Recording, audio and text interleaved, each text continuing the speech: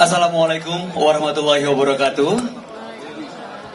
Salam sejahtera buat kita semua. Salam seni, budaya, dan semangat keberagaman. Selamat datang di Bicara Kebudayaan Kini dan Nanti, sebuah panggung di mana inspirasi dan perubahan bersatu. Hari ini kita akan hadir dan kita akan ikuti satu momentum yang luar biasa, di mana berbagai jiwa kreatif, pejuang ekonomi kreatif, komunitas berbudaya, para pencerahan literasi, dan rekan-rekan difabel berkumpul untuk merayakan kekayaan budaya Indonesia. Senang sekali saya Bayu Oktara akan memandu acara hari ini, di mana acara hari ini akan dibagi 2 sesi, dan sesi pertama akan terbagi dalam 3 segmen. Yang pertama nanti akan dipandu oleh seseorang seniman yang luar biasa. Bicara soal kebudayaan, kita ketahui bahwa kebudayaan bagi manusia merupakan penyesuaian dan kemaknaan. Sebagai bentuk refleksi untuk mengenal arti siapa diri kita, di mana kita berada, dan di mana kita berharap.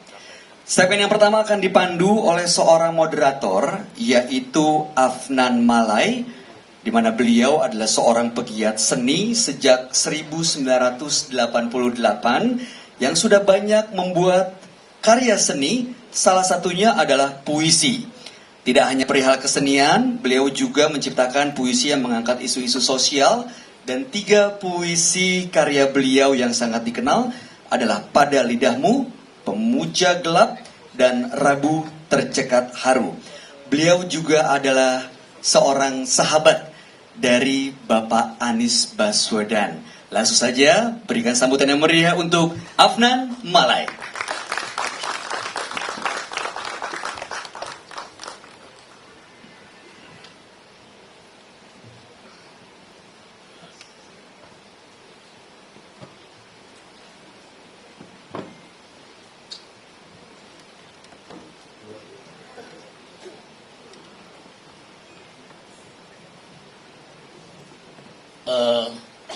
Saya agak terbincang-bincang karena pasca stroke. Assalamualaikum warahmatullahi wabarakatuh. Bapak-bapak, ibu-ibu, kawan-kawan semuanya, malam ini kita akan berbincang-bincang dengan seorang yang bukan dia istimewa, tapi Anda juga mengistimewakan, Anies Rashid Baswedan. Saya persilahkan Mas Anies.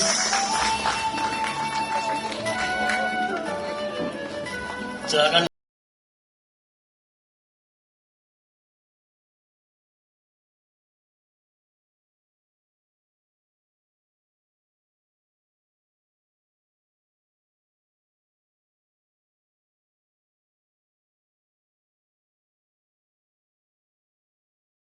Yang saya mungkin tidak perlu mengenalkan karena Anda mungkin lebih kenal daripada saya dengan beliau. Saya Afnan Malai dari Jogja, kita satu kampus di UGM, tapi saya Fakultas Hukum. Beliau ini adik kelas saya, tapi soal pengalaman hidup, pastilah hari ini dia kakak kelas saya gitu ya. Iyalah, Afnan itu dari dulu tempat kita bertanya. Zaman kuliah juga, beliau itu ketika di kampus, dikenal sebagai penulis yang produktif, sastrawan juga ya. Ya, belakangan lebih kencang sastrawan. Fakultasnya fakultas hukum, tapi kita semua selalu lihat Afnan sebagai aktivis diskusi, aktivis. Ini kadang-kadang nih, kalau ada demo, maka otaknya beliau belakang layarnya gitu kira-kira. Saya dulu membuat sumpah mahasiswa. Fakultas Hukum itu Mas Anies, ada lulusan namanya Amak Baljun. Dulu itu aktor. Satu lagi yang semua orang mungkin tahu, yaitu Putu Wijaya. Jadi Fakultas Hukum juga ya? Fakultas Hukum juga. Jadi malam ini kita akan berbincang-bincang Mas Anies. Ini kan saya termasuk menginisiasi acara ini, acara pameran ini.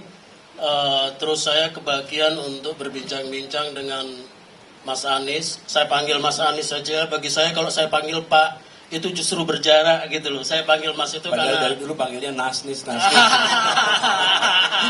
udah panggil Mas gitu kan. Iya. Ini kan Mas Anies ini kan perjalanan hidupnya itu tidak jauh-jauh, bahkan sangat kental dengan urusan kebudayaan. Kebudayaan itu kan ya politik juga bagian dari kebudayaan, tapi malam ini, sore ini, kita tidak bicara politik. Justru kami mengadakan acara ini, kita menginisiasi dengan teman-teman Urundaya Kota. Kita sejenak untuk berhentilah bicara politik yang hingar-bingar itu. Kita lihat pameran seni rupa, kita bicara budaya. Nah, Mas Anies untuk tidak berpanjang-panjang, kita tahu yang saya bilang tadi, misalnya Mas Anies di Indonesia Institute, di Paramadina, pokoknya semuanya Indonesia Mengajar, dia yang menginisiasi, jadi menteri, segala macamnya, dan akhirnya jadi gubernur. Nah, ini kita mau membuka dengan ini, Mas. Sebetulnya itu kebetulan ada masa lalu ketika Mas Anies kanak-kanak. Saya juga penonton beliau dulu. Waktu acara Tanah Merdeka itu di TVRI Jogja. Nah, ini kita mau tahu nih, Mas Anies dulu kecilnya itu memang sudah senang dengan seni budaya, dengan kebudayaan dan lainnya. Bisa diceritakan, Ya, Mas? gini, rumah kami, saya tumbuh besar di sebuah rumah di Taman Yuwono nomor 19, itu di Ndagen, belakang. Nah, garasi rumah kami itu adalah tempat latihan teater muslim di masa itu. Jadi Pak Pedro Sujono, Muhammad Diponegoro, Arifin Senur, itu semua berlatih sana. Tapi itu periode di mana saya masih kecil sekali, jadi saya tidak terlibat langsung. Hanya di rumah itu banyak sekali koleksi-koleksi buku-buku sastra, bukan puisi, tapi cerpen. Jadi saya terekspos pertama itu justru dengan perpustakaan dalam rumah kakek saya. Itu pertama kali. Yang di Dagen itu ya? Di Dagen itu.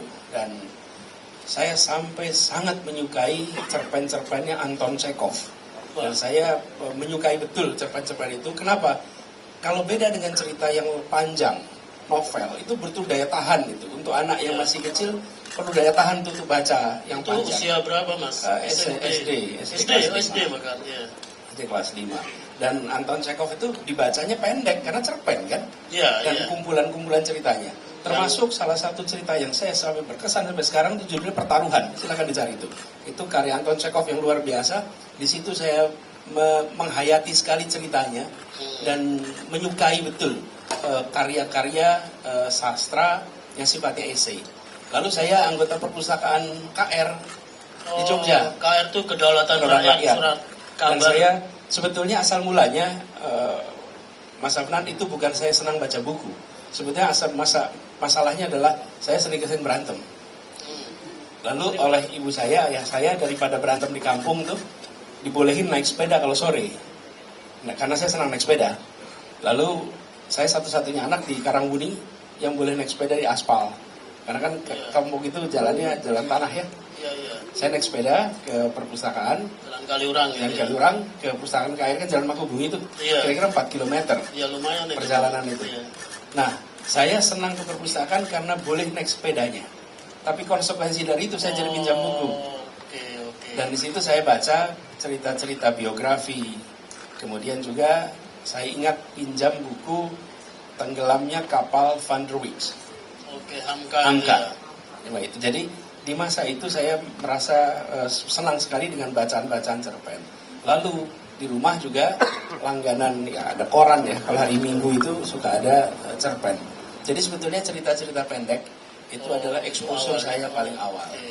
Lalu biasa ketika di gelanggang mahasiswa, saya SD-nya tuh di samping kampus, itu setiap tahun selalu ada lomba deklamasi sebenarnya.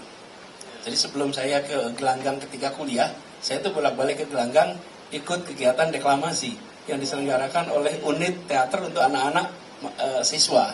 Waktu itu dan saya ikut belajar deklamasi. Dan seingat saya nggak pernah menang di situ. Jadi walaupun ikut deklamasi, tapi alhamdulillah semangatnya ada, walaupun kalah terus gitu. Jadi saya bukan pemenang di situ. Tapi pulang sekolah saya sempat mampir dan latihan deklamasi. Jadi itu masa-masa awal. Tidak banyak exposure pada seni rupa, tapi pada sastra. Kemudian dan saya menikmati film-film yang diputar bukan di bioskop umum. Ini hilang di Gajah Mada waktu kita sudah kuliah. Jadi gini, di kampus FISIP Sendowo, itu kan Bank Visipol itu. Bank Visipol itu kan gedungnya besar. Itu diputar film-film bermutu seminggu sekali. Saya tidak ingat siapa yang menyelenggarakan. Tapi itu film-film yang tidak secara komersial laku sebetulnya. Biasanya malah bagus itu. Malah bagus. Nah, secara film ya. Iya. Nah, jadi saya ingat banyak dibawa untuk nonton film-film itu dan berkesan sekali dan menghargai karya-karya, karena ini beda dengan film yang ada di bioskop. Ini Iya. bukan di bioskop Iya. umum. Kalau Jadi, sekarang namanya film indie ya. film indie mungkin pada waktu itu, dan Iya. saya rutin diajak nonton film itu. Itu era awal exposure kegiatan di usia SD, SMP, begitulah kira-kira masalah. Oke. Jadi Anton Chekhov itu yang menginspirasi Anda ya. Ya. Nah, sekarang kan nggak mungkin lah Anton Chekhov dari Rusia kok Anies Baswedan bacanya itu. Dulu Mas Anies, saya pernah di Rumah Dagen itu, tapi ketika saya waktu itu ikut Batra, basic training untuk HMI di Rumah Dagen itu.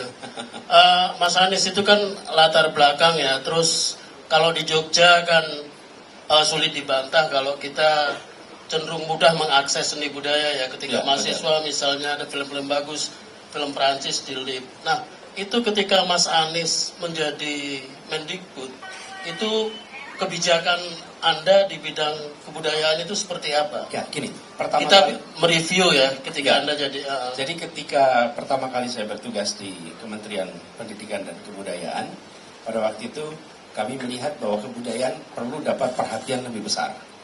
Karena porsi pendidikannya lebih dominan daripada porsi kebudayaan. Ini kenyataannya.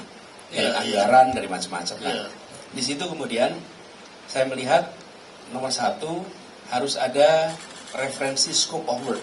Jadi kami waktu itu melakukan studi komparasi, bukan pergi ke sana, tapi minta data-data dari beberapa kedutaan di sini yang memiliki kementerian kebudayaan. Jadi dari Asia Selatan, dari Eropa, dan ada dari negara-negara Amerika Latin. Lalu itu menjadi bahan yang kami berikan kepada tim di Dirjen Kebudayaan. Bahwa walaupun namanya adalah Direktorat Jenderal, tapi scope of work-nya harus mencerminkan sebuah kementerian kebudayaan. Lalu yang kedua adalah kami melihat untuk memimpin Direktorat Jenderal ini seringkali ASN itu kurang tepat. Karena ini adalah sebuah kegiatan budaya yang memerlukan ruang imajinasi, bisa berdialog dengan para budayawan, para seniman. agak lebih luas gitu ya Ya, Mas. sementara kalau ASN itu Ya. memang by definition tugasnya melaksanakan regulasi. Tupoksinya jelas Ya, gitu ya. regulasi, memang pelaksana regulasi. Iya, iya. Jadi buat ASN itu semua yang harus dikerjakan sesuai dengan regulasi. Sementara untuk kebudayaan kita memerlukan figur. Ya, pada waktu itu tidak ketemu. Jadi saya minta kepada Pak Presiden mohon izin untuk bisa merekrut non ASN. Dan Dirjen Kebudayaan yang direkrut adalah non ASN pertama yang menjadi eselon 1 di Republik ini. Yang namanya Ya. Hilma Farid itu. Ya, pada waktu itu belum ada. Dan Oh, iya. ketika itu saya minta izin khusus pada Presiden, Pak Presiden, ini kita memerlukan pribadi yang non ASN. Waktu itu belum tahu siapa. Iya. Karena ini Itu kan ada nama-nama itu Mas yang dimajukan. Jadi sebelum Oh, itu sebelumnya. sebelum proses rekrutmen. Iya. Jadi itu bukan di ujungnya. Oke. Jadi ketika mengumumkan harus sudah dimasukkan ini non ASN. Jadi persetujuan itu pada saat pengumuman.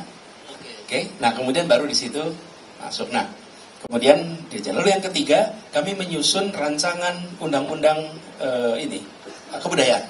Oke. Jadi RUU kebudayaan itu kita menyiapkan. Iya. Dan di tengah-tengah proses persiapan, tugas saya dicukupkan di kementerian. Jadi saya tidak menyaksikan dari dekat penandatanganannya. Tapi kami menjadi bagian dari yang mengusulkan. Iya. Pengusulannya ada pada saat saya bertugas. Undang-undang kebudayaan, memajukan kebudayaan waktu itu namanya. Iya. Yang kita berharap ini menjadi platform untuk perhatian lebih besar di bidang kebudayaan. Lalu kita menyelenggarakan Kongres Kebudayaan di Bandung pada waktu itu. Iya. Kalau tidak salah 2015 akhir atau 2016 awal. Nah, kami berpandangan bahwa kegiatan kebudayaan ini harus kita jadikan sebagai sebuah kegiatan yang terpisah dari aktivitas lain. Iya. Nah, saya bisa mengerjakannya di DKI. Pada waktu saya masuk di DKI, itu dinasnya namanya Dinas Pariwisata dan Kebudayaan. Ini dua hal yang berbeda. Pariwisata itu adalah sebuah aktivitas komersial, sementara kebudayaan itu bukan aktivitas komersial. Walaupun misalnya bisa mendatangkan duit. komersial, tapi tujuan niatnya utamanya kan, bukan iya, itu. iya. Kan kira-kira begini, kebudayaan adalah kehidupan, sementara pariwisata adalah penghidupan. Dan jangan ubah kebudayaan jadi penghidupan, gitu Iya, kira-kira. iya. Jadi jangan sampai meleset. Nah, itu kita pisahkan. Dan Jakarta menjadi satu dari 3 provinsi kalau tidak salah yang memiliki dinas kebudayaan terpisah khusus. Bali, Jogja, dan Jakarta.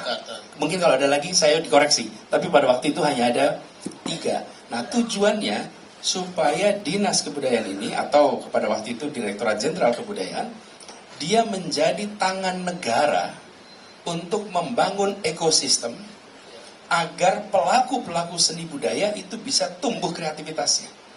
Jadi peran negara itu membangun ekosistem yang sehat.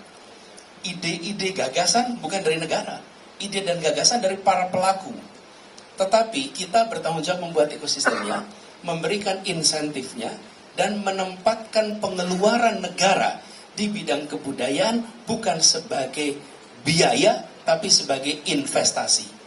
Karena kemudian nanti hasilnya yang kita dapat itu bukan dalam bentuk pendapatan rupiah, tapi dalam bentuk majunya kebudayaan di Indonesia. Nah, itu yang kita dorong. Termasuk diantaranya adalah pembangunan Taman Ismail Marzuki ini. Tapi nanti kita diskusikan berikutnya. Jadi, saya melihat ketika bicara tentang kebudayaan ini, kita harus, negara ini harus memberikan perhatian dan beri ruang yang cukup sehingga aktivitas kebudayaan itu jalan, dan orang-orang yang bertugas di dalamnya adalah orang yang paham tentang kegiatan kebudayaan. Itu saya dengar itu sedikit soal tim itu, mantan ketua DKJ dia bilang zaman Anies, dia nggak pakai emas ya, zaman Anies gila katanya.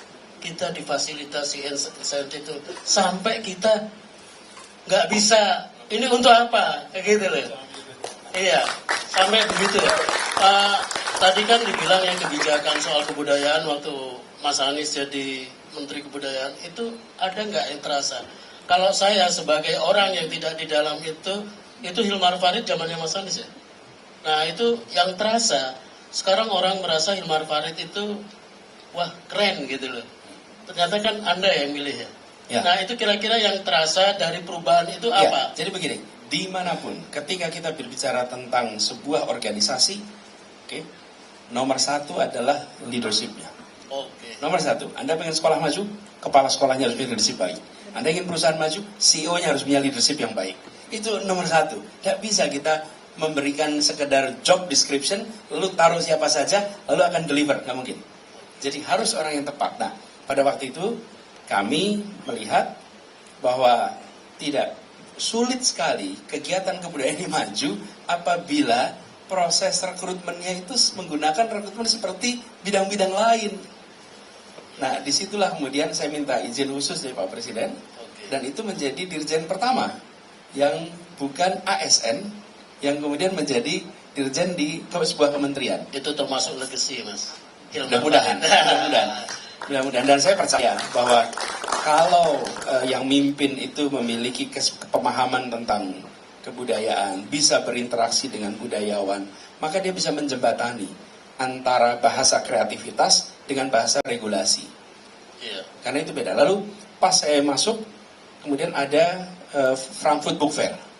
Iya, yang Frankfurt Book Fair itu tinggal setahun, persiapannya sudah last minute. Lalu kami bekerja sama dengan waktu itu Pak Gunawan Muhammad, beliau yang memimpin, dan kita buat tim baru untuk menyiapkan Frankfurt Book Fair. Dan di situ ada banyak sekali proses pembelajaran bagaimana kegiatan kebudayaan harus berjalan di lokasi yang amat jauh dari Indonesia, karena dia merepresentasikan Indonesia. Di sisi lain ada ketentuan-ketentuan keuangan yang harus ditaati. Di situ kita menemukan banyak pengalaman berharga bagaimana negara terlibat memfasilitasi proses kreatif.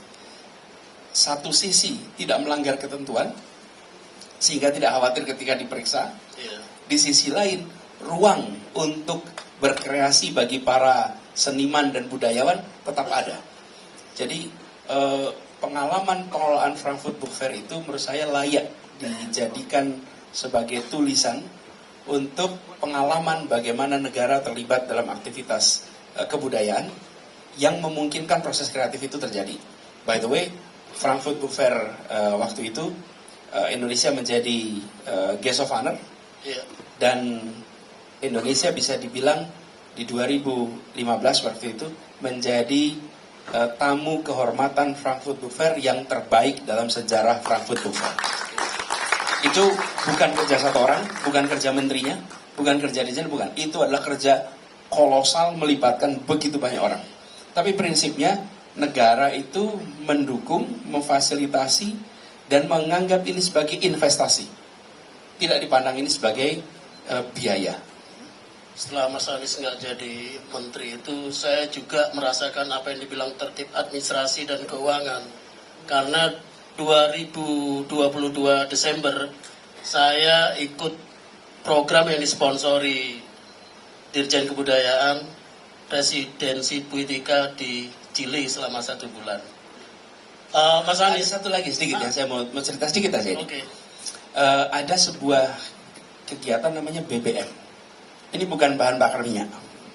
BBM ini adalah belajar bersama maestro. Oh iya, Ya, iya. jadi gini, Mas Amran, saya melihat begitu banyak maestro-maestro kita itu mereka bekerja, mereka berkarya.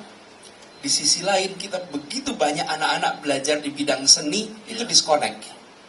Iya, Oke? iya. Jadi kami membuat program BBM di mana anak-anak muda, terutama yang suka pada bidang kesenian, Langsung itu belajar dengan selama liburan, Iya. dia tinggal di tempatnya para maestro itu. Siapa aja tuh Mas? Jadi maestronya. banyak, dari mulai almarhum Ki Mantop Sudarsono, Ya. dan Ki Dalang itu, Iya. dia menerima anak bukan dari Jawa saja, bahkan dia punya anak dari Aceh yang datang bersama dia. Oke. Kemudian Pak Nyoman Nuarte di Bandung. Iya. Jadi yang diundang ini maestro beneran, Mas almarhum Hiro. Mas Ratno, Tianto. Tianto Iya. dan Mbak Ratna. Iya. Mereka Oh, berdua iya. itu rumahnya menampung. Jadi kita titipkan 5 sampai 10 anak tinggal di sana, biar dia mengikuti proses pembelajaran seperti nyantri. Iya. Karena memang cantrik itu kan artinya murid ya. Iya. Bagi yang laki-laki cantrik, yang perempuan namanya mantri.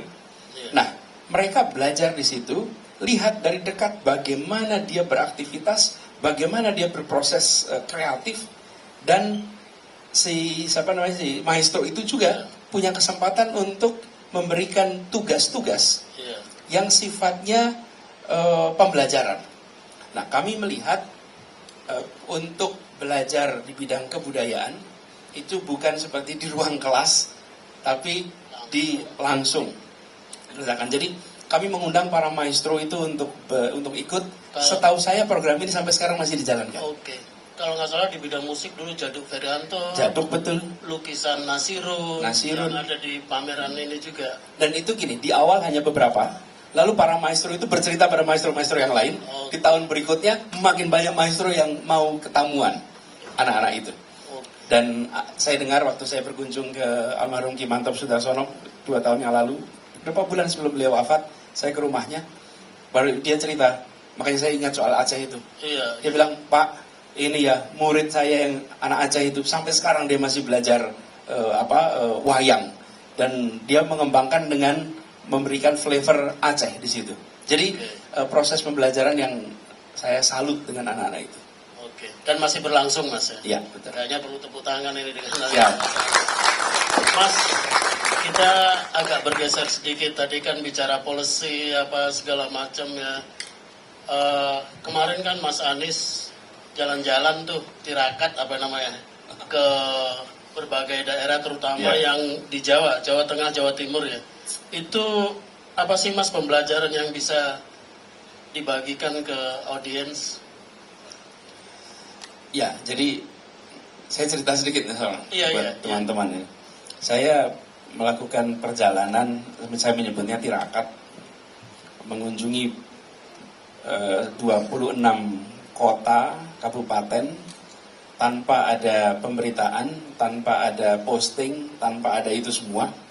Dan tujuan saya adalah mendengar. Tujuan saya belajar, tujuannya menyerap.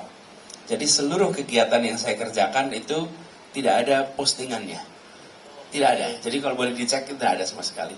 Tapi saya dan tidak ada berita. Sempat sih ada berita, tapi itu tidak sengaja karena wartawannya sholat duhur di tempat yang sama dengan saya sholat duhur gitu. Di Blora gitu. Terus wartawannya, ini Pak Anies gitu. Iya, kok di sini Pak? Gila ya. Ya kan boleh-boleh aja saya di sini. Tapi kemudian jadi berita saya ke Blora dan partai-partai di Blora ditanyain, mereka nggak ada yang tahu semua gitu bahwa saya datang. Nah, tapi tujuannya adalah menyerap. Nah, di situ saya bertemu dengan pelaku-pelaku seni yang banyak sekali, Mas. Dan merasakan betapa besarnya peran kesenian di dalam masyarakat kita. Mereka menjadi orang-orang yang berpengaruh, mereka menjadi orang-orang rujukan, dan terutama saya ketemu dengan para dalang di banyak tempat. Itu dalang itu salah satu yang paling banyak kita temui dan bercerita tentang bagaimana kegiatan mereka. Jadi saya merasakan aspek kultural yang sangat kuat di dalam perjalanan kemarin.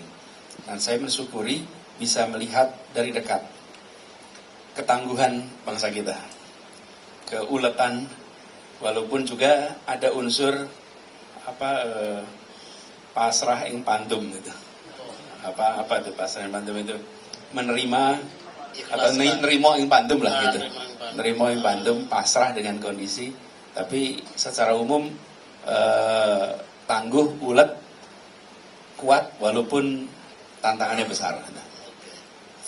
Mas, ini kan waktunya juga terbatas ya. Ini kan semangat kita itu kan semangat perubahan. Nah, kalau kita tetap konteksnya kebudayaan, itu Mas Anies melihat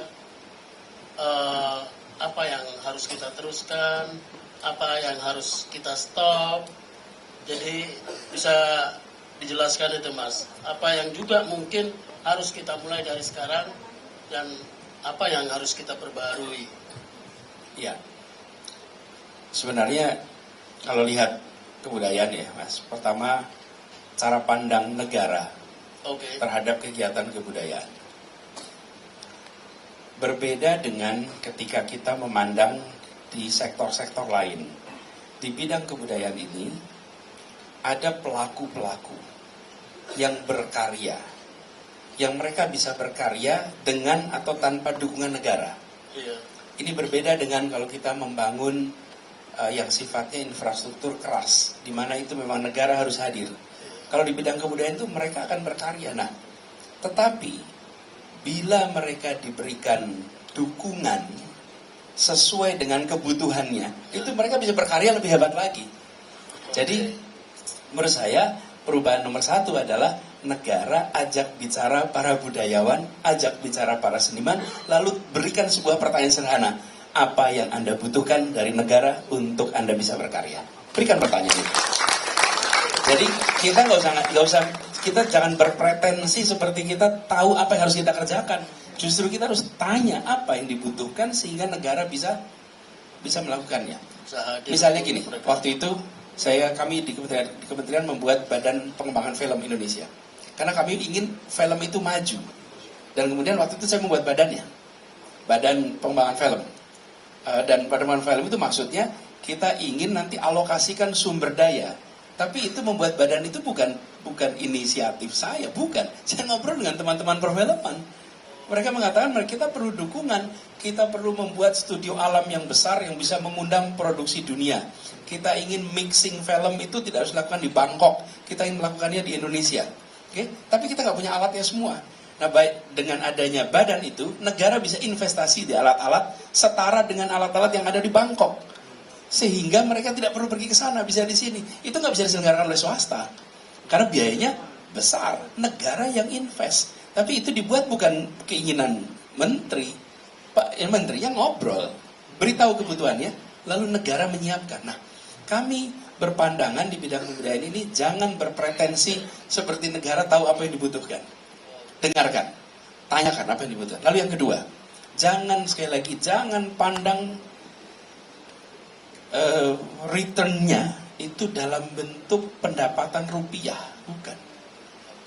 Dalam jangka panjang itu bisa terjadi. Ini investasi yang berbeda. Ya, tapi dalam jangka pendek jangan harap.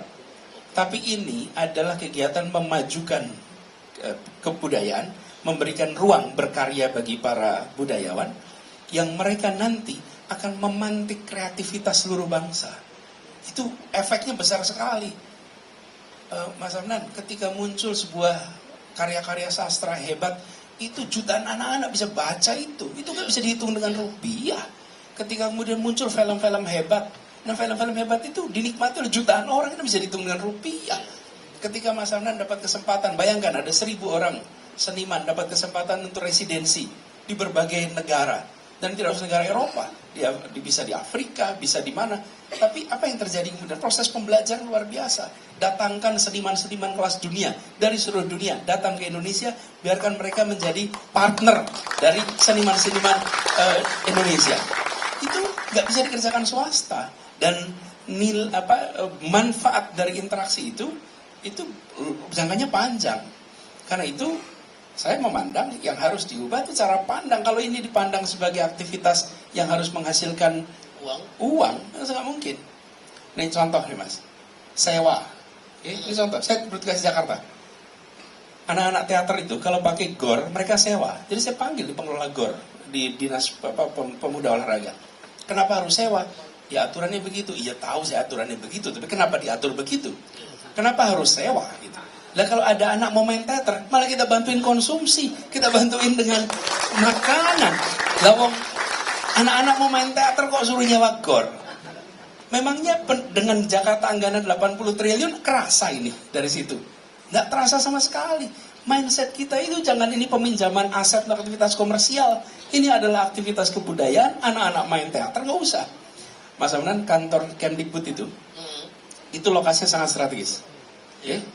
Selama saya bertugas di Kemdikbud, seluruh fasilitas kantor bisa dipinjam oleh sekolah mana saja, Rp0, sama sekali nggak bayar. Jadi kalau Anda ke kantor waktu itu sore hari, itu ketemu dengan anak-anak latihan teater di situ.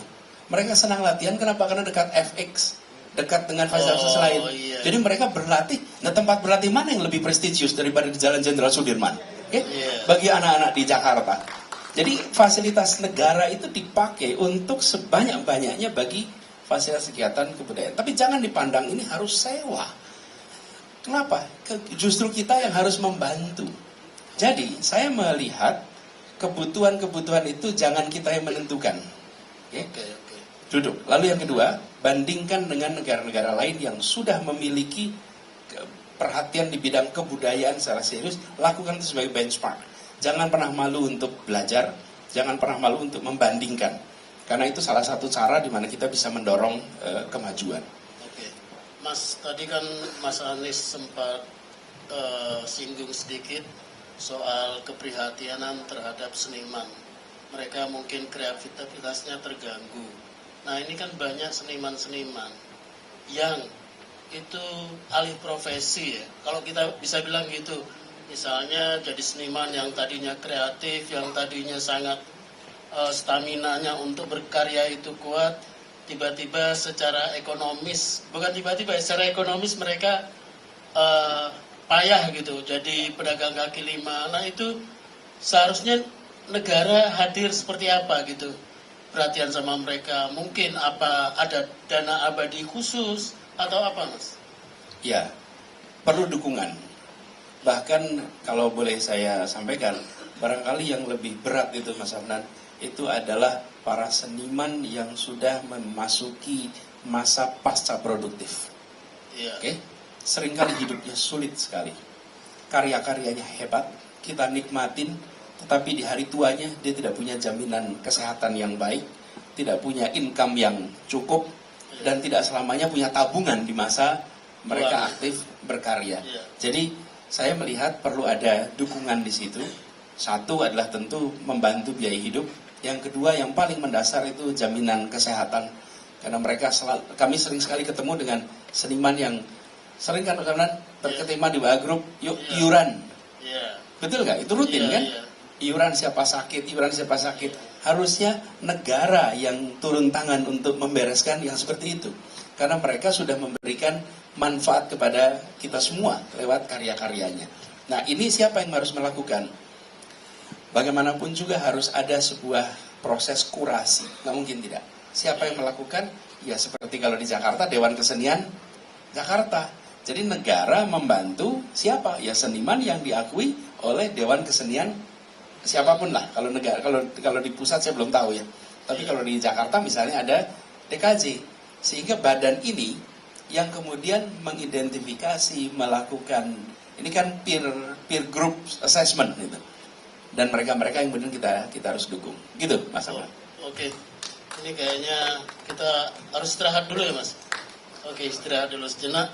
Sekali lagi mungkin kita beri aplaus karena bukan karena omongannya Mas Anies, tapi karena kerjanya Mas Anies di masa lalu ketika dia menjabat sebagai Mendikbud dalam konteks ini.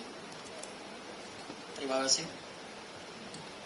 Bicara kebudayaan kini dan nanti, boleh kita berikan tepuk tangan Bapak-bapak, ibu-ibu hadirin sekalian berbahagia. Terima kasih Bang Afnan Malai yang telah memandu sesi talk show ini. Mohon berkenan untuk kembali ke tempat untuk melanjutkan acara. Terima kasih, kita berikan tepuk tangan untuk Bang Afnan Malai yang sudah memandu. Pak Anies tapi jangan kemana-mana, tetap di sini aja Bapak. Oke, terima kasih. Iya, Bang Afnan silakan kembali ke tempat. Pak, apa kabar, sehat Pak? Alhamdulillah. Alhamdulillah. Sehat waras, alhamdulillah. Terima kasih Pak Anies sudah meluangkan waktu untuk hadir di kesempatan kali ini bicara soal kebudayaan kini dan nanti. Dan terima kasih teman-teman yang juga sudah hadir di Teater Wahyu Sihombing ini. Gimana, nyaman teaternya? Ini lahir setelah revitalisasi, bos. Keren Pak, tapi masih nyewa Pak. Katanya dulu nggak dikomersialisasi. Oke, Pak, di segmen kali ini Pak, kita sudah berhasil mengumpulkan beberapa isu dan juga pertanyaan atau masalah yang berkaitan dengan kebudayaan Pak, baik itu literatur maupun bidang arsitektur dan yang lain sebagainya. Mohon berkenan Bapak untuk menjawab pertanyaan-pertanyaan dan isu berbagai masalah ini, tapi waktunya jangan panjang-panjang Pak, 1 menit. Boleh ya Pak ya? Kita coba. Kita coba. Oke teman-teman, gimana, siap? Siap ya. Nanti juga ada kesempatan buat teman-teman yang hadir bertanya kepada Pak Anies. Tapi sekarang saya mau tayangkan pertanyaan yang pertama Pak Anies. Oke. Yang pertama, ini kejadian baru beberapa waktu yang lalu Pak. Saya ajak anak ke sebuah mall di mana biasanya kita ketemu toko buku. Udah nggak ada Pak. Tutup Pak. Toko buku tutup. Dan sekarang ini banyak sekali toko buku yang sudah tutup. Nih Pak, banyak yang tutup, ada toko Gunung Agung dan lain sebagainya. Nah, isu toko buku yang banyak tutup ini apakah karena minat baca yang turun atau apa sebenarnya masalahnya Pak?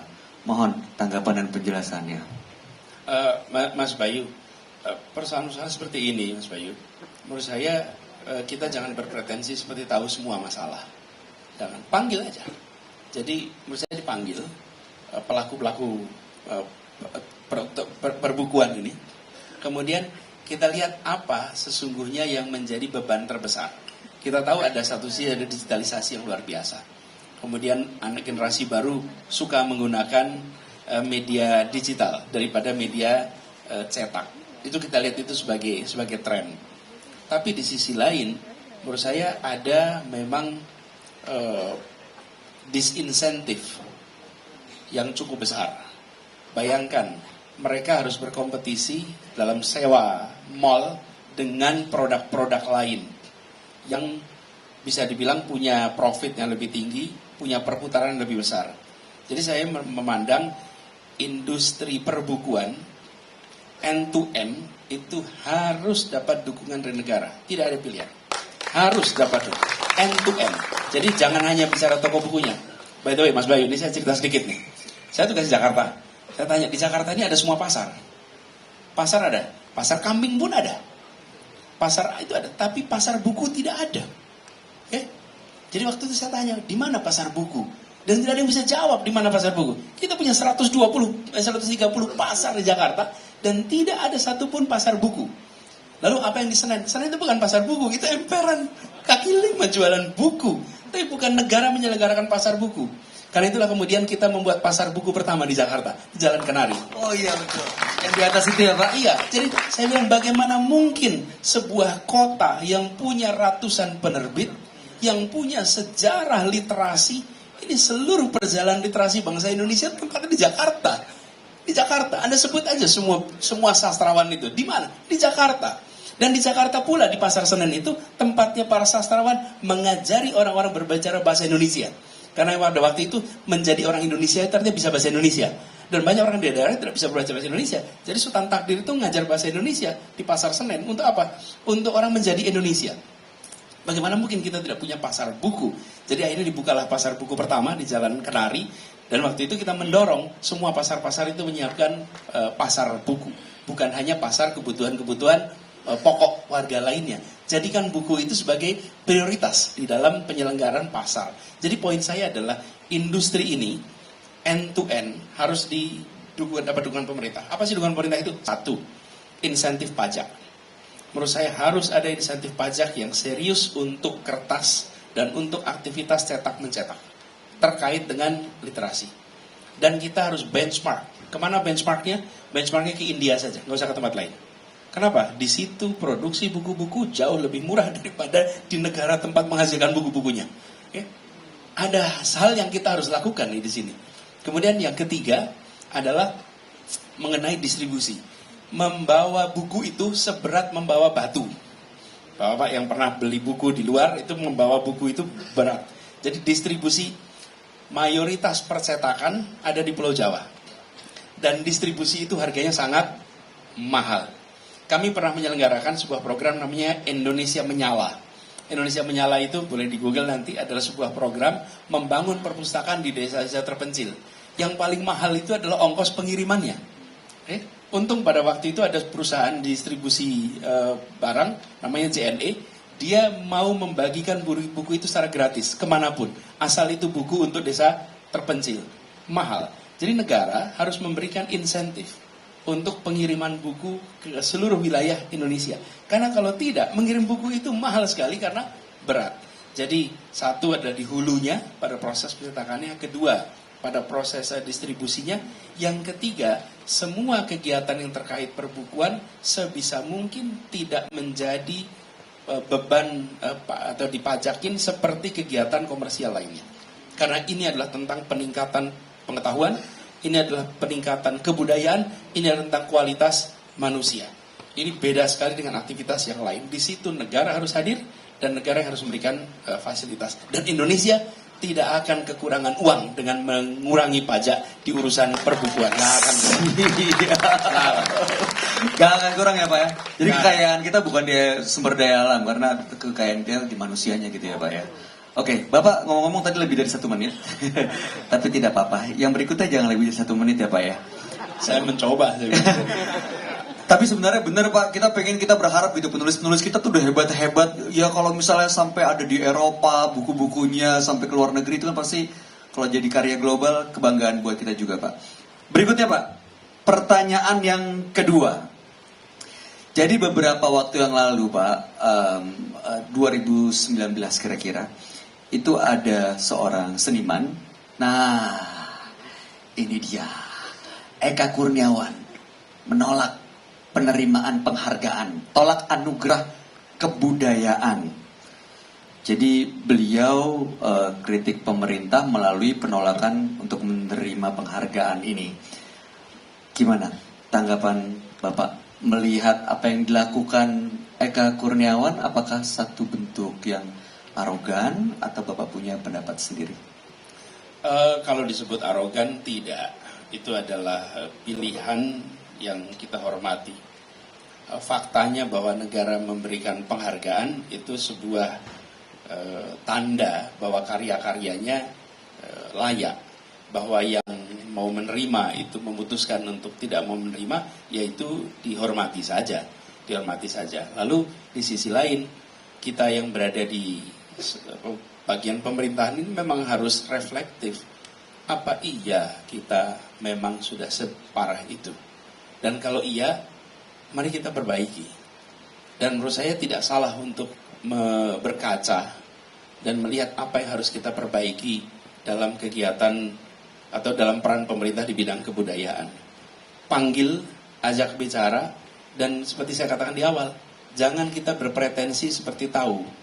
Tapi keputusan ini dihormati, lalu beritahu apa yang diharapkan, lalu kita sama-sama siapkan supaya kegiatan kebudayaan itu bisa difasilitasi negara sebagaimana yang diharapkan oleh para pelaku kebudayaan. Baik, tepuk tangan hadirin sekalian. Jadi difasilitasi oleh negara, itulah kuncinya. Mungkin kalau ada keberpihakan akan beda ceritanya mungkin ya Pak ya. Bapak, lanjut izin untuk pertanyaan berikutnya. Saat ini Pak, banyak museum-museum di Indonesia yang kalau kita lihat ada bentuknya tapi tidak ada kegiatannya, bahkan beberapa tempat gentengnya juga sampai ada yang runtuh Pak. Banyak museum tidak terurus, hanya jadi bangunan sepi dan angker. Dan ini tentunya menjadi hambatan juga Pak untuk berbagai pertunjukan kesenian, terutama di daerah ini seperti yang dilihat. Habiskan anggaran 3,7 miliar, kondisi gedung kesenian Jombang masih terbengkalai. Bentuknya bagus loh Pak. Dan ini pertunjukan di gedung pertunjukan di Bukit. Lah itu yang yang lagi nari itu mobil kayaknya. Itu gimana ini? Itu di gedung pertunjukan Bukit. Di mana ini? Kepotong beritanya Pak. Iya, mungkin. Tapi banyak Pak yang seperti ini. Saya pernah ke Majalengka juga kurang lebih seperti ini Pak. Gedungnya terbuka, tapi ya nggak ada kegiatan apa-apa. Bahkan atasnya udah mau roboh gitu Pak. Jangankan yang di luar daerah, di luar Jakarta, yang di Jakarta pun banyak juga museum seperti itu. Apakah karena minat orang ke museum sudah tidak ada, atau apa sebenarnya yang harus diperbaiki? Nomor satu, di sisi pemerintah, KPI-nya harus diubah. KPI-nya itu bukan membangun bangunan museum, tapi KPI-nya adalah ekosistem kegiatan museum yang baik dan sehat. Orientasinya ke situ. Kalau KPI-nya membangun museum, ya begitu bangunan jadi, selesai. Merasa itu sudah tercapai. KPI-nya harus pada membangun ekosistem. Salah satunya ada dengan membangun gedung museum yang baik. Kemudian yang kedua, saya mempercayai pendekatan kolaborasi. Pemerintah itu memiliki dua kekuatan utama. Satu adalah fiskal, punya anggaran. Yang kedua, punya kewenangan, otoritas. Yang tidak dimiliki oleh negara, itu satu, kreativitas. Negara itu minim kreativitas, minim inovasi, minim jaringan, minim pengalaman lapangan. Apalagi kalau sudah menyangkut bidang yang terkait dengan kesenian. Jadi sebaiknya justru berkolaborasi. Dengan siapa kolaborasinya? Dengan masyarakat museum. Karena kita ini punya banyak sekali orang-orang yang mendedikasikan dirinya untuk kegiatan museum. Tinggal buat kolaborasi, lalu isi kegiatan dan lain-lain diberikan kepada mereka. Nah, ini bukan hal yang mudah, karena ini membutuhkan perintah dari atas. Karena bagi kami-kami yang dari pemerintah ini, seringkali terbiasa mengerjakan semuanya sendirian, bukan dengan pola kolaborasi. Kami ketika di Jakarta juga memulai kolaborasi itu, yang berat adalah di dalam birokrasi sendiri untuk melakukan kolaborasi. Nah, kalau ini dilakukan, saya rasa museum-museum itu bisa hidup. Jadi jangan tempatkan museum sebagai milik negara, semuanya serba diatur oleh negara. Tapi itu sebagai sebuah tempat, diatur bersama-sama dengan komunitas. Saya rasa komunitas akan punya kesempatan untuk bikin aktivitas banyak. Kalau ini, dugaan saya, komunitas datang mau pinjam, belum tentu boleh. Belum tentu boleh. Nah selama dia belum tentu boleh, apalagi museumnya bisa hidup, mau dipinjam aja. Belum tentu boleh. Gitu. Boleh Pak kalau dikasih izin. Ya makanya itu izin dan lain-lain. Iya. Tapi mindsetnya kan bukan ini fasilitas bersama yang silahkan Anda pakai. Begitu itu fasilitas bersama silahkan Anda pakai, komunitas museum pakai, hidup saya rasa itu. Ya, jadi bangun ekosistemnya juga ya Pak ya, bukan hanya pembangunan fisik menjadi KPI-nya. Boleh kita berikan tepuk tangan untuk isu tersebut. Oke, kita lanjut ke pertanyaan berikutnya Pak. Kalau Bapak mengikuti artis-artis atau musik Korea gitu Pak. Sekarang kan banyak sekali artis-artis Korea yang sudah mengglobal. Korean Hallyu Wave gitu ya. Itu Korean Hallyu Wave ini Pak Kalau dilihat fans K-pop terbanyak di 20 negara, nomor 1 itu Indonesia, Pak. Jadi ini paling saya yakin setengah dari orang ini pasti tahu siapa itu Lisa Blackpink. Teman-teman tahu siapa BTS, ya. Di banyak K-popers juga nih, banyak yang juga nonton drakor, apalagi kemarin waktu pandemi, Pak. Orang di rumah nonton drakor semua, hampir semuanya. Nah, tanggapan Bapak mengenai isu pop culture. Bagaimana ABW, bagaimana Pak Anies menanggapi Korean Hallyu Wave di Indonesia? Saya rasa bukan hanya di Indonesia, ini kan melanda seluruh dunia. Ini adalah contoh konkret dampak bila negara serius investasi di bidang kebudayaan. Ini dampaknya di sini. Korea Selatan di era 90-an itu invest besar-besaran di dalam pengembangan kegiatan kebudayaan mereka. Tapi investasinya itu tahun 90-an. 90-an itu kalau sekarang kira-kira 30 tahun. 2 dekade lebih baru mereka merasakan dampaknya. Dibiayai dari mulai investasi peralatan, investasi pembelajaran, pengiriman mereka ke berbagai tempat di dunia, lalu mendatangkan pelaku-pelaku seni dunia ke Korea, itu semua dibiayai sama negara. Jadi negaranya investasi di tahun 90-an. Dan kemudian muncul proses kreatif yang luar biasa. Dan menyiapkan alat-alat itu nggak murah.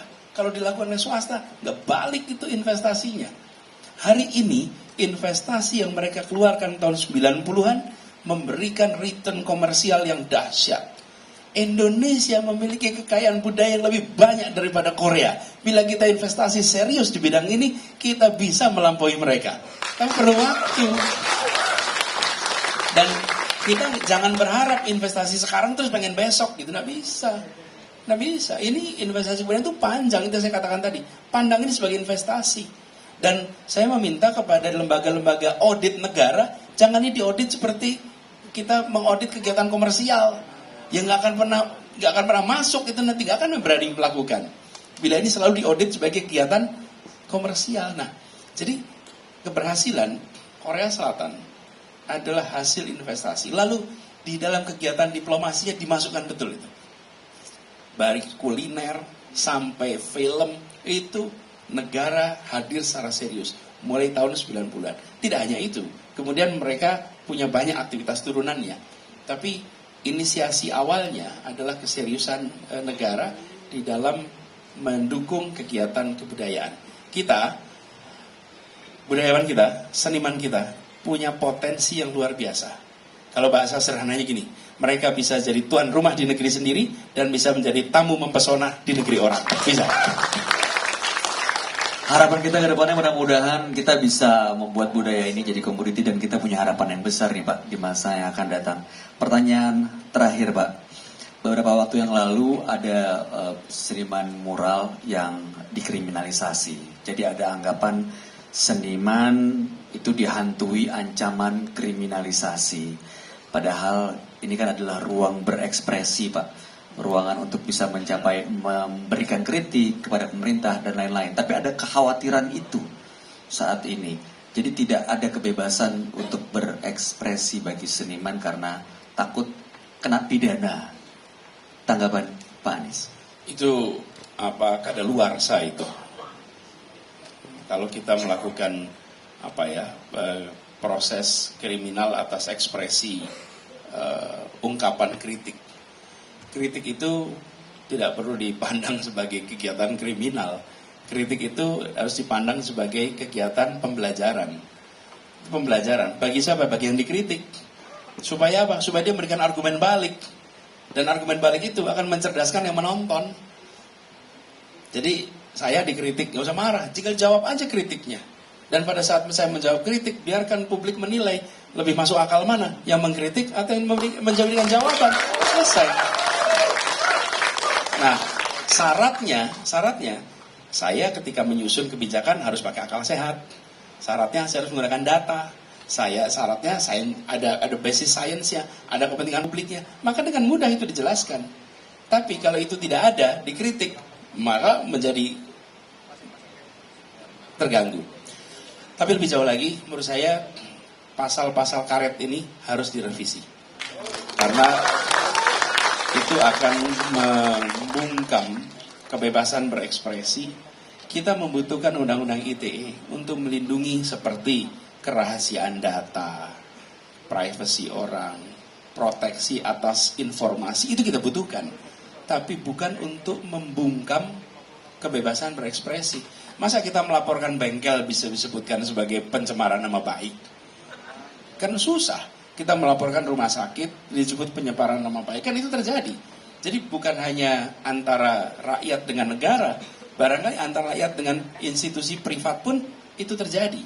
Nah, itu yang menurut saya harus dikoreksi sehingga kita punya ruang kebebasan.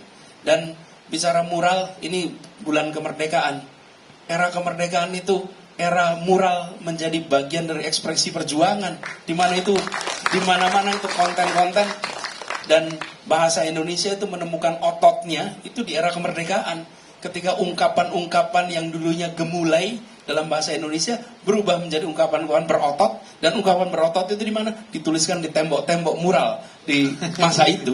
Jadi janganlah mural itu dimusuhi, itu salah satu alat dalam perjuangan pada masa itu. Luar biasa. Kalau nggak salah, seingat saya waktu zaman Bapak di DKI juga mengajak kolaborasi seniman mural untuk membuat karya-karya di Jakarta, iya, ya Pak? Iya, betul. Bahkan kita kasih tempat-tempatnya untuk membuat mural. Okay. Silakan bikin mural apa saja, termasuk mural untuk mentertawakan gubernurnya. Go ahead, gitu. Tidak ada masalah, gitu. Dan itu adalah kebebasan mereka untuk berekspresi. Oke, mudah-mudahan ini isu yang sedikit ini Pak, baru 5 isu, tapi saya yakin dan kita semua percaya bahwa sebenarnya masih banyak isu dan masalah lainnya di sisi kebudayaan. Harapannya mudah-mudahan ke depan akan jauh lebih baik. Itulah kenapa kita berkumpul di sini untuk bicara kebudayaan kini dan nanti. Pak Anies, izin Pak, kita masuk ke segmen berikutnya, di mana seperti yang kami informasikan sebelumnya bahwa Bapak Ibu, rekan-rekan, teman-teman yang hadir di sini punya kesempatan untuk bertanya langsung kepada Bapak. Langsung sudah ada di depan saya. Tapi sekedar informasi Pak, sebelah kanan Bapak ini teman-teman difabel ya yang hadir pada kesempatan kali ini. Senang ketemu dengan semuanya. Ya, terima kasih sudah datang ke sini. Oke, ada yang mau bertanya? Silakan. Boleh dikasih mikrofonnya ke. Oke. Ya, silakan Bapak.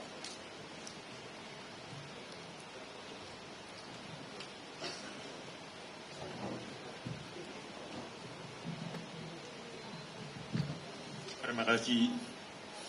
Pertanyaan saya satu, bagaimana masyarakat tuli dianggap sebagai bagian dari budaya? Oke. Masyarakat tuli. Mas Bayu, boleh nggak kita sekalian 2-3? Boleh. Saya jawab, karena kan sekarang udah mulai masuk maghrib nih, ya, supaya kita bisa jawab. Kita kumpul aja ya Pak. Oke, pertanyaan. Terima kasih sudah bertanya. Pertanyaan kedua tadi Bapak, boleh? Silakan mikrofonnya. Teman-teman runner boleh dibantu. Singkat dan padat pertanyaannya. Terima kasih Mas Bayu. Izin Mas Anies. Jadi dari tadi pembicaraan saya Pak Ristiawan tidak bertanya, justru dari semua yang disampaikan tadi yang ada hanya harapan. Karena semua yang disampaikan itu mindset dari seorang pemimpin, ya. Jadi jangan berpikir bagaimana bicara kebudayaan kini dan nanti itu sudah mulai dari sekarang, ya. Kita berharap, kita bermohon kepada Allah, nanti Allah berikan kesempatan kepada beliau supaya mindset yang dari tahun pertama sampai 9 tahun saat ini kita menjadi rakyat itu berubah semua karena mindset pemimpin.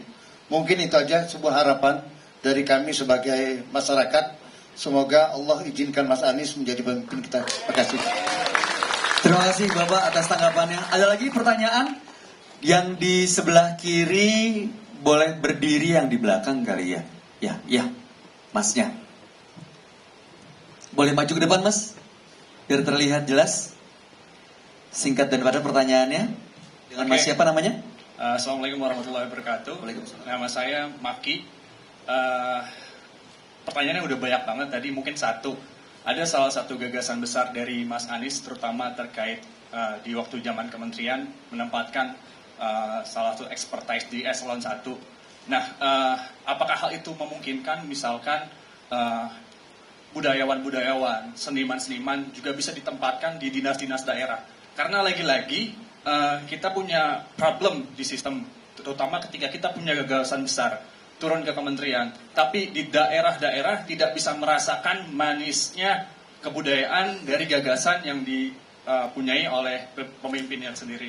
Nah, mungkin itu saja dari saya. Terima kasih. Wassalamualaikum warahmatullahi wabarakatuh. Waalaikumsalam warahmatullahi wabarakatuh. Terima kasih Mas Maki. Satu lagi terakhir dari sebelah kiri, silakan yang depan. Oke. Silakan sebutkan namanya. Siap, terima kasih kesempatannya. Izin Prof, nama saya Ferza, Dimisioner Presiden Mahasiswa Universitas Paramadina.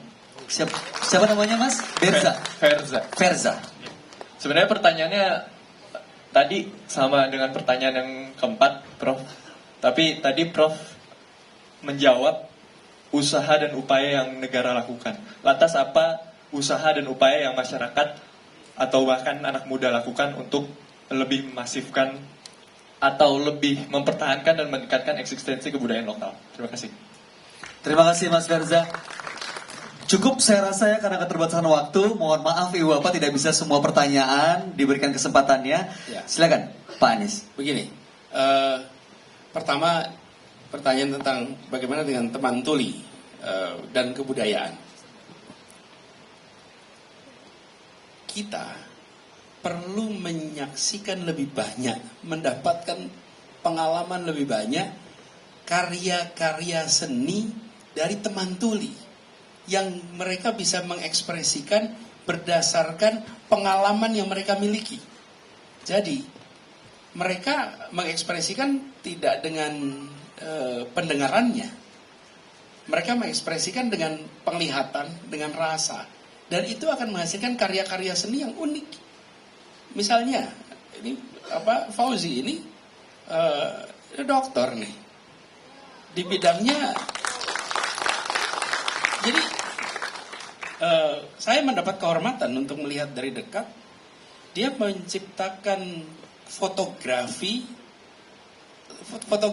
orang tuli yang beda dengan fotografi yang kita biasa lihat. Kenapa? Karena dia memandangnya sebagai orang yang tidak bisa mendengar, dan kemudian ungkapannya. Jadi menurut saya penyandang disabilitas dia akan bisa memiliki karya dengan menggunakan semesta yang dia hidupi dan memunculkan karya yang pasti berbeda dengan orang-orang yang tidak memiliki disabilitas. Dan saya diajari oleh teman-teman disabilitas untuk tidak menyebut dengan istilah difabel. Semula saya menggunakan istilah difabel, mereka protes. Kami bukan difabel, kami memang disable.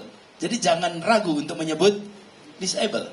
Ada sebagian memang difabel, tapi ada yang memang disabilitas. Akui saja itu sebagai, itu pernyataan mereka. Jadi saya tidak sungkan untuk menggunakan kata penyandang disabilitas, karena mereka, jadi kita harus berikan ruang itu. Kita harus berikan ruang untuk mereka berkarya, dan diberikan juga lagi-lagi insentif yang cukup. Insentif itu bukan insentif monetari. Insentif itu dari mulai peralatan, tempat pameran, tempat mereka bisa berinteraksi sehingga muncul karya-karya. Itu satu. Baik Pak, terima kasih soal mindset. Menurut kami gini, negara itu tidak dirancang untuk bertransaksi perdagangan dengan rakyatnya. Itu nomor satu. Negara tidak dirancang untuk itu. Karena itu negara jangan berdagang dengan rakyatnya. Negara itu, kalau negara memandang rakyatnya sebagai konsumen, ya, itu rusak semua urusan. Tidak boleh. Negara tidak boleh memandang rakyat itu sebagai konsumen. Bukan. Rakyat ini adalah pemilik negara yang membutuhkan negara bekerja untuk memajukan rakyatnya. Jadi kita bekerja di situ. Jadi bagi pemerintah itu tidak ada untung dan rugi kalau dengan rakyat. Dengan rakyat itu adalah bermanfaat atau manfaatnya kurang. Jadi kita memberikan ketika kita memberikan investasi di kesehatan, investasi pendidikan, investasi kebudayaan, tidak boleh kita mengatakan, wah ongkosnya terlalu mahal, sehingga kita itu tidak pas untuk melakukan investasi di situ. Bukan. Nah, ada satu hal yang penting di sini, terkait dengan kebudayaan. Justru kalau kita sadari itu, siapkan kendaraannya, supaya ini bisa dilaksanakan. Jadi saya membayangkan, seperti sekarang kita punya tim, Taman Ismail Marzuki. Dalam rancangan kita, ketika merancang ini, itu di bawah BUMD, Badan Usaha Milik Negara. Kenapa di dalam bahan? Karena Badan Usaha Milik Negara itu tidak berorientasi mencari untung. Ya. Negara itu punya dua tangan. Satu birokrasi, satu korporasi. Ya. Dua-duanya adalah untuk pembangunan. Yang satu dengan birokrasi, yang satu pakai korporasi. Untuk apa? Untuk dirasakan manfaatnya bagi masyarakat. Ada aktivitas-aktivitas yang tidak bisa pakai tangan birokrasi, pakai tangan korporasi. Saya beri contoh. Jakarta membangun transportasi umum, itu bukan pakai dinas perhubungan, tapi pakai PT Transjakarta yang sahamnya 100% dimiliki oleh DKI. Kenapa? Supaya dia bisa memiliki keleluasaan di dalam berinteraksi dengan pihak manapun. Karena dia sebagai entitas korporasi. Tapi dia tidak dituntut menghasilkan profit, dia dituntut menghasilkan manfaat, benefit. Bukan profit. Benefitnya apa? Benefitnya adalah lebih banyak orang menggunakan kendaraan umum daripada kendaraan pribadi. Konsekuensinya apa? Polusi akan turun, interaksi warga akan meningkat, subsidi BBM akan turun karena orang menggunakan kendaraan. Jadi bentuknya itu benefit, bukan profit. Nah kalau dituntutnya profit, nggak akan jadi itu transportasi umum. Apa yang terjadi? Semua kendaraan pribadi. Nah saya memandang kegiatan kebudayaan di Taman Ismail Marzuki harus didanai oleh negara melalui badan usaha milik negara supaya dia memiliki keleluasaan. Karena pengalaman kami ketika birokrasi mengelola kegiatan kebudayaan, dia memiliki kekakuan-kekakuan yang tidak bisa dilonggarkan. Tapi kalau dia bentuknya korporasi, tapi korporasinya tidak didorong untuk mencari keuntungan. Korporasinya didorong untuk memberikan manfaat. Manfaatnya apa? Pengembangan budaya. Itu yang saya bilang tadi, Korea investasi. Coba kalau Korea itu ketemu auditor-auditor yang memangkas itu semua. Berhenti itu kegiatan investasi di bidang kebudayaan. Jakarta, Indonesia harus mau investasi di bidang kebudayaan, dan tim ini tidak boleh dijadikan tempat untuk mencari keuntungan, tapi tim harus dijadikan tempat untuk pengembangan kebudayaan. Kemudian pertanyaan ketiga Yang soal berikutnya, soal gimana seniman dan budayawan di daerah-daerah, Pak. ya ini menular, Mas. Menurut saya menular. Dari pengalaman kami, kalau di top leadershipnya itu berpendekatan kolaborasi itu akan menjadi pegangan bagi semua. Hampir semua birokrasi itu ikut pada arah dari atasan. Bila atasnya mendorong pada kolaborasi, sampai bawah akan kolaborasi. Nah, yang menurut saya penting, di tiap daerah itu dibuka ruang itu, dan dibuatkan KPI-nya, bahwa keberhasilannya harus benar. Kalau kita tidak membuatkan KPI-nya, akan sulit. Lalu pemerintah pusat itu tidak usah membuat arahan yang detil, tapi buat pertanyaan yang detil. Saya ulang ya, bukan arahan yang detil, tapi pertanyaan yang detil. Apa itu bedanya? Misalnya begini, kalau kita mengatakan buatkan ruang untuk kegiatan seni budaya, maka mereka akan bikin ruang. Tapi kalau pertanyaan gini, bagaimana memajukan agar terjadi ekosistem kebudayaan di daerah Anda? Ya mereka akan cari solusi sesuai dengan tempatnya. Tapi kalau kita kasih perintahnya bisa seluruh Indonesia bikin gedung baru itu nanti untuk memfasilitasi kegiatan seni. Tapi bila tujuannya bentuknya pertanyaan, jadi bukan micromanagement, tapi micro question. Itu diberikan, nanti di bawah kan mereka bisa eksekusi. Terakhir soal bagaimana upaya untuk bagaimana masyarakatnya. Saya kan tadi bicara tentang peran negaranya. Menurut saya melihat peran sekolah, peran pegiat-pegiat seni, peran guru seni budaya itu perlu didorong lebih jauh. Jadi saya membayangkan pelajaran-pelajaran seni itu jangan pernah dianggap sepele. Seringkali kita menganggap pelajaran-pelajaran yang diujikan itu itu lebih penting daripada pelajaran-pelajaran seni. Menurut saya sastra, seni rupa, seni suara, seni musik, itu semua harus dapat fasilitasi yang setara di sekolah. Bahkan kalau saya membayangkan setiap kampung itu, waktu itu kita dorong di Jakarta, setiap kampung punya kegiatan teater. Karena teater itu paling memungkinkan untuk seluruh ekspresi itu ditumbuhkan bagi anak. Dan itu akan memancing tumbuhnya imajinasi yang luar biasa. Jadi di sisi masyarakat itu akan bisa tumbuh. Yang kedua adalah kebudayaan. Saya masih sering sekali mendengar pandangan kebudayaan, pelestarian kebudayaan. Menurut saya pelestarian kebudayaan ini boleh, tapi tidak cukup. Yang kita harus lakukan itu pengembangan kebudayaan. Kalau hanya pelestarian, maka dia menjadi hanya sisa masa lalu yang perlu kita lestarikan. Tapi kalau pengembangan kebudayaan, maka dia menjadi sesuatu yang terus-menerus dikembangkan. Nah, anak muda memiliki mata yang berbeda dengan orang tua. Anak muda itu matanya beda. Yang kita pandang biasa di mata anak muda itu lain. Di Jakarta sini, Mas, ada zebra cross. Udah puluhan tahun zebra cross itu. Dilewatin anak muda, jadi Citayam catwalk. Itu anak muda yang mengubah itu. Padahal itu adalah zebra cross, tapi mata anak muda, dia bisa memandang yang kita tidak pandang. Dia bisa melihat yang kita tidak lihat. Dan di situ perlu kita kasih ruang supaya bisa tumbuh. Jadi saya melihat, Mas, terutama dari institusi sekolah, ekosistem di sekitar sekolah itu kita tumbuhkan sehingga mereka dari sisi masyarakat bisa tumbuh ke depan. Baik, kita berikan tepuk tangan teman-teman sekalian. Rasanya sudah semua pertanyaan dijawab Pak Anies. Namun untuk menutup sesi hari ini, mohon kiranya berkenan untuk menyampaikan sebagai closing statement, kira-kira apa yang Pak Anies ingin sampaikan buat teman-teman di sini.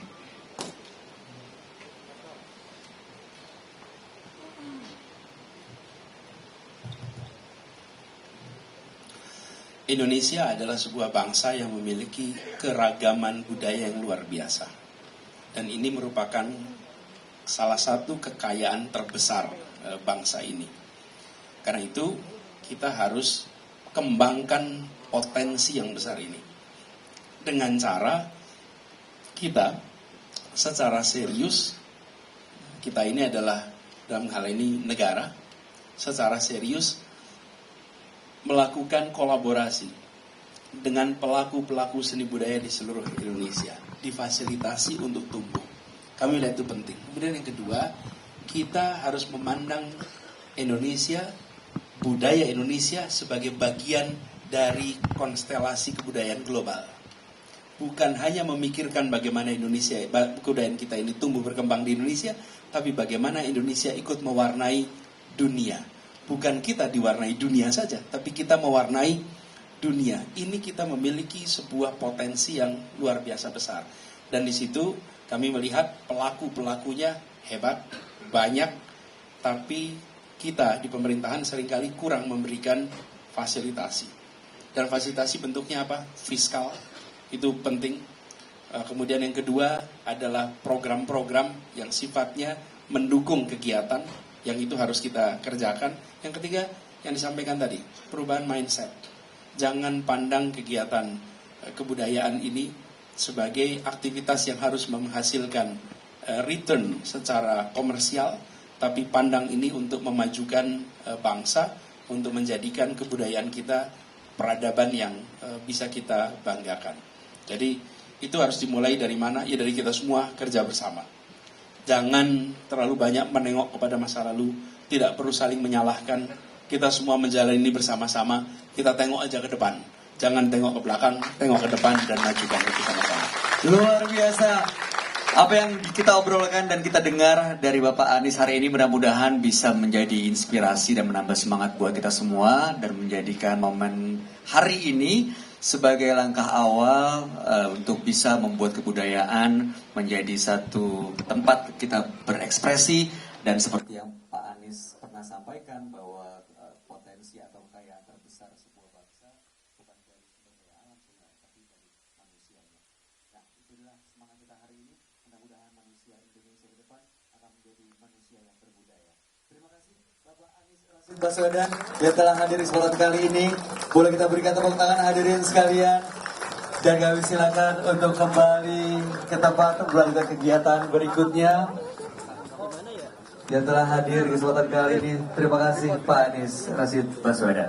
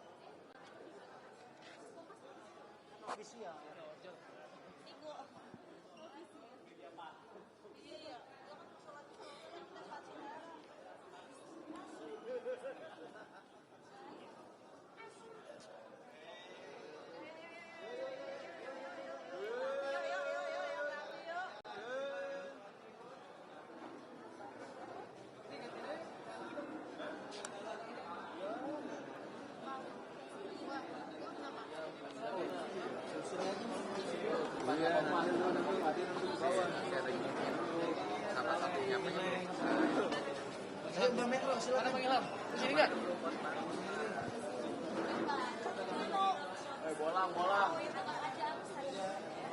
kalau Metro kan senyum Bapak. Langsung nanya Pak kabarnya mau ke Nasdem Tower.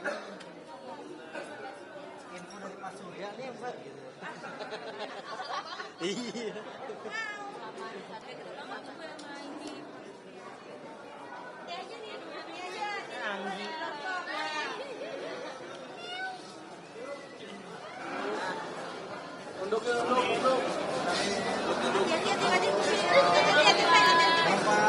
Boleh maju dikit. Udah maju lagi Pak.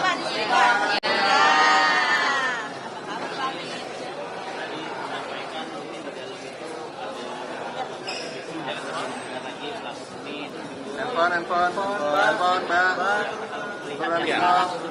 Ya, gini, menurut saya kegiatan kesenian, kebudayaan itu harus dimana kita melakukan investasi. Karena manfaatnya itu akan didapat dalam jangka panjang. Tadi salah satu hal yang ditanyakan adalah tentang pop culture dari Korea. Bagaimana itu mewabah ke dunia. Dan itu tidak lepas dari peran negara di tahun 90-an melakukan investasi besar-besaran dengan mendukung kegiatan seni budaya dari mulai kegiatan perfilman, kegiatan musik, kegiatan teater, kegiatan seni rupa, semua aspek itu didukung. Nah, manfaatnya memang baru kita lihat 2 dekade lebih. Nah, di dalam perjalanan itu pemerintah secara serius memberikan dukungan. Kami melihat di dalam kegiatan kebudayaan harus hadir negara dan harus negara itu memandang pengeluaran yang diberikan tidak sebagai biaya tapi sebagai investasi. Nah, kalau itu bisa dilakukan, maka tidak perlu ada komersialisasi karena itu bagian dari investasi.